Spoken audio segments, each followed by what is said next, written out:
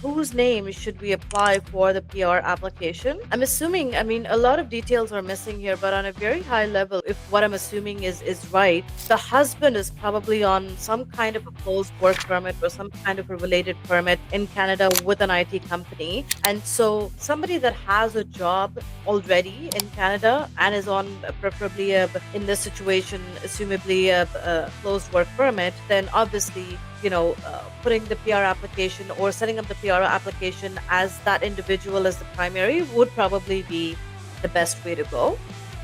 Especially because the spouse who's a lawyer is not probably not regulated already, so she wouldn't exactly get the points that she would need to qualify for the PR unless there's an equivalency done. And even if there's an equivalency done, becoming a lawyer is again a very regulated profession in Canada, and so you need all the regulations and that. Whereas an IT engineer probably doesn't need to have, depending on the type of IT position that the husband holds, probably does not need any type of a regulation, and so setting him up as the primary would probably make the most sense in this situation.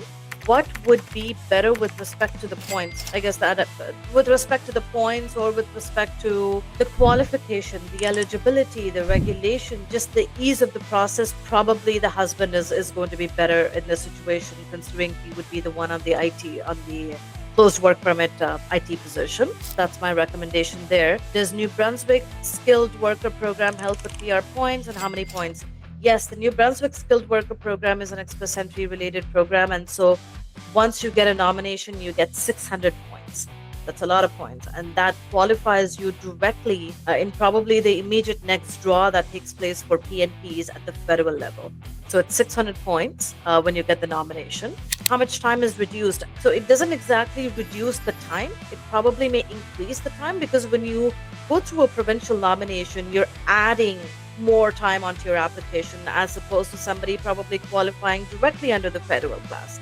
So as most of you know what CEC is, let's take that as a hypothetical example, right? So there are CEC draws that take place, and if somebody qualifies directly for a CEC pathway, your processing time is probably 6 months at the max.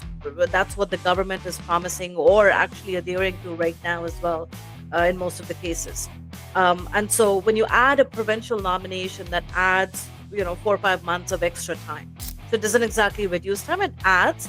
But in some cases, or in most cases, especially in today's time, candidates are not eligible. Not everybody is eligible directly for the federal path.